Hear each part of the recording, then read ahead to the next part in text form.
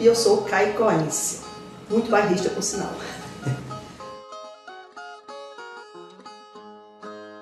Bem, em 2017 eu soube da existência da oficina de cordel, ministrada pelo poeta e radialista Djalma Mota e promovida pela Associação União do Sobrado. Então, em 2018 eu iniciei a oficina e me graduei, recebi um certificado, que isso significa que eu publiquei um cordel, né? Mas é o seguinte, a minha intenção, quando eu comecei a fazer a oficina de cordéis, não era ser cordelista. Eu achei que eu era incapaz de fazer um cordel. Na realidade, era uma questão muito mais acadêmica. Eu queria saber como funcionava, quais eram as regras, qual é a diferença de uma sextilha para uma décima, e como era aquela questão da métrica. Era uma curiosidade científica, na realidade. Eu me sentia muito mais apologista, eu queria ser apologista. Mas Djalma disse que eu levava jeito, Djalma e Dodora, eu acreditei, e então eu publiquei o meu primeiro cordel, que é este daqui, né? Não sei se dá pra ver. Mas é o seguinte, eu queria começar falando, não de como eu comecei a fazer o cordel, mas de como eu conheci o cordel. Pode ser? Então é o seguinte, criança no sítio, eu morava no sítio Caiçara, ali perto do Itães, eu digo que me alfabetizei pelo cordel.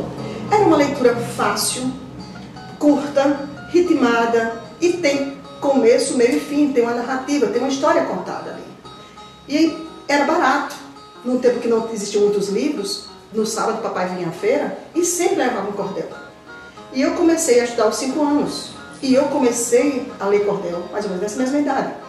E assim, eu digo que o cordel, ele me ajudou a desenvolver o gosto pela leitura. Foi com ele que eu aprendi a ler, né?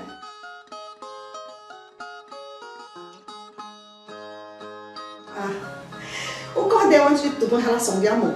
Eu adoro cordel. Compro cordel, leio, pesquiso cordéis por aí. E também, para mim, é uma terapia. Porque eu me desligo do meu mundo profissional quando eu começo a pensar cordel. À noite, antes de dormir, às vezes eu leio alguma coisa, eu penso alguma coisa, escrevo.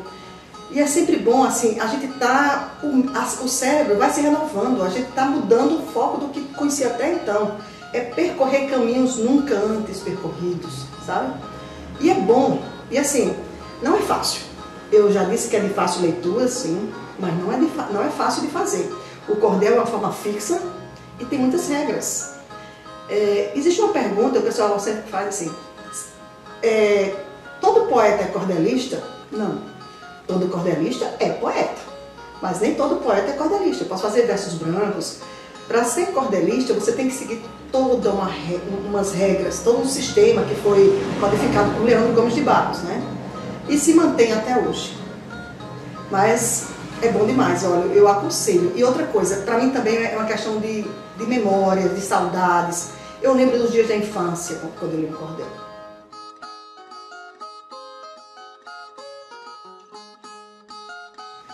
Não tem um tema somente, mas o meu primeiro cordel foi um romance.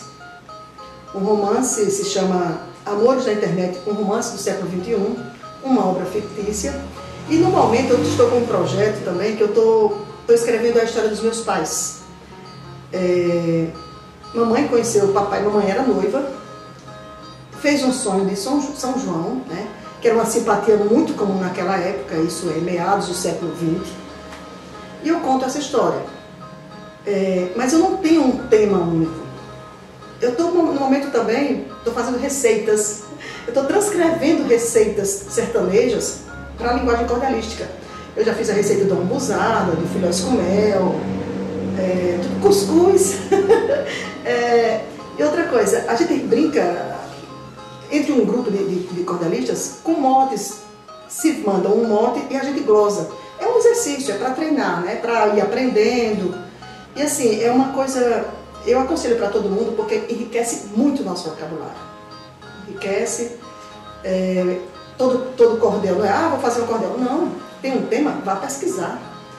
É uma história, é como se fosse uma redação, um livro qualquer, um conto nem tanto, porque o conto você pode, mas uma redação, por exemplo, você tem uma introdução, você tem um desenvolvimento, que é toda uma narrativa, e você finaliza. É uma história com começo, meio e fim, né?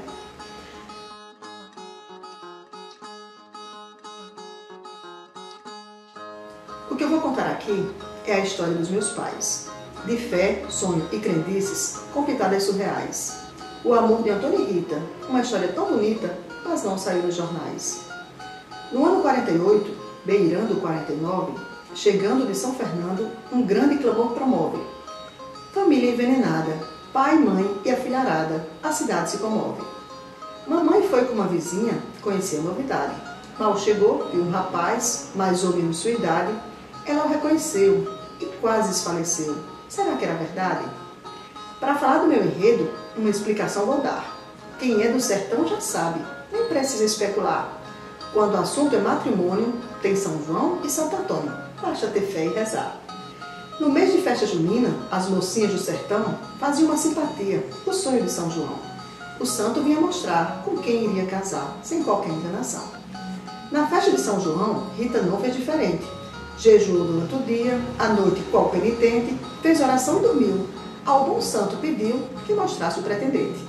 Por isso, naquele dia ela o reconheceu. Era o jovem do seu sonho, seu coração se aqueceu.